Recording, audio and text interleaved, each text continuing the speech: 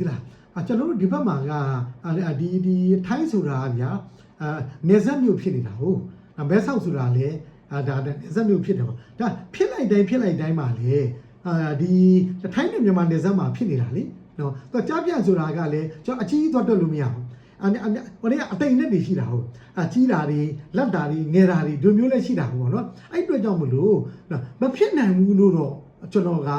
မှတ်ချက်မပြုတ်ချင်ဘူးဖြစ်ကောင်းလည်းဖြစ်နေတယ်သူကပုံသဏ္ဍာန်မျိုးနဲ့လိမ့်နေတာလေတချို့အားတွေဆိုရင်ဒီနည်းပညာတွေကအရင်မြင်လာတယ်နော်ကျွန်တော်မထင်မှတ်ထားတဲ့ပုံစံမျိုးတွေနဲ့ဥပမာဆိုကြက်ပေးပဲရုပ်တရက်ရှိနေတော့ဘာမှမဟုတ်ဘူးလေနော်ကြက်ပေးရင်ပတ်ရမယ်ဗတ်ပေးရင်တက်ရမယ်ဒါပေမဲ့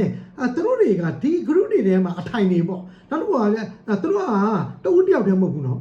သူတို့ကဒီဟိုဖရဲပေါ့ဗျာဟန်ကျက်ညီဂျိတ်ဆက်မိမိလုံနေတယ်ဆိုတဲ့ပုံစံမျိုးတွေလည်းကျွန်တော်တို့တွေ့ရတယ်။ဘာကြောင့်လဲ group ထဲမှာရှိနေတဲ့သူတွေအပြင်အဲ့ဒီလူတွေရဲ့ percent တွေပေါ့။ဟုတ်မနော် group ဆိုတာရှင်းပြောရင်လူအများနဲ့ကျွန်တော်တို့ကစုဖွဲ့ထားတာလေနော်။ဒါပေမဲ့တဦးချင်းစီကိုလည်း तू လေချင်းကပ်ပြီးတော့ तू ကြည့်လိုက်ရင်သိတယ်လေနော်။ကျွန်တော်တို့ကနှိပ်ကြည့်လိုက်တာနဲ့ဥမာဟိုရင်းပေါ့ဗျာအမျိုးသားပဲဖြစ်ဖြစ်အမျိုးသမီးပဲဖြစ်ပေါ့နော်သူလိမ့်နေတယ်ဆိုရင် तू ကတခါတည်းပေါ့ဗျာဟိုရင်းပေါ့ဗျာဒီမျက်ထိုးခံပြီးတော့ပေါ့နော်तू ကဟိုရင်းပေါ့ဗျာဒရမာတွေခင်းပြီးတော့ तू ကဘယ်လိုမျိုးဒုက္ခရောက်နေပါလဲပေါ့ဗျာတော့ तू ဆက်ပြီးတော့ရက်တီဖို့ကလည်းခက်တယ်ပေါ့ဗျာဒီမိသားစုကလည်းပြည်တွင်းမှာကြံရင်ခဲ့တယ်အဲ့ဒီမှာမှအဖေကဖြေရှင်းပြောရင်ဗျာလေဖြန်းနေတယ်အမျိုးသမီးကလည်းကဲစားပြအဲ့လိုမျိုးစုံနဲ့လိုက်လုံနေတာလည်းကျွန်တော်တို့တွေ့ရတယ်ဗျာအဲ့ဒီတွေ့ရတယ်ယတိပြက်ကြီးပေါ့ဗျာနော်ကြားပြမဟုတ်ပါဘူးဆိုတာကိုလည်းကျွန်တော်တို့တော်ပြောဖို့ခက်တယ်ဗျာနော်အဲ့ဒီကြောင့်ကျွန်တော်နှစ်ချက်ပြောပြီးလေကာကွယ်ရမယ်တားဆီးရ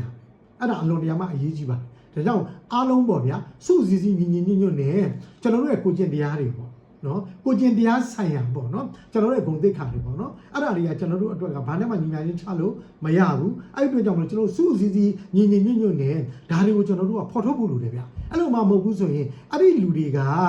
လွယ်နေတယ်ခြောက်နေတယ်ဆိုပြီးတော့ငါတို့ကတော့အလိမ်ခံနေတဲ့သူတွေရှိလို့ဟုတ်ပြီနော်ငါတို့လိမ်မဲ့လူတွေအတွက်ဟုတ်နော်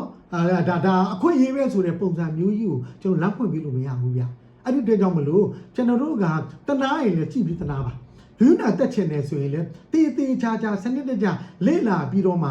ဂိယူနာတက်တင်တယ်ပေါ့ဗျာနော်နောက်တစ်ခုကတော့လှူဒန်းတင်တယ်လို့တော့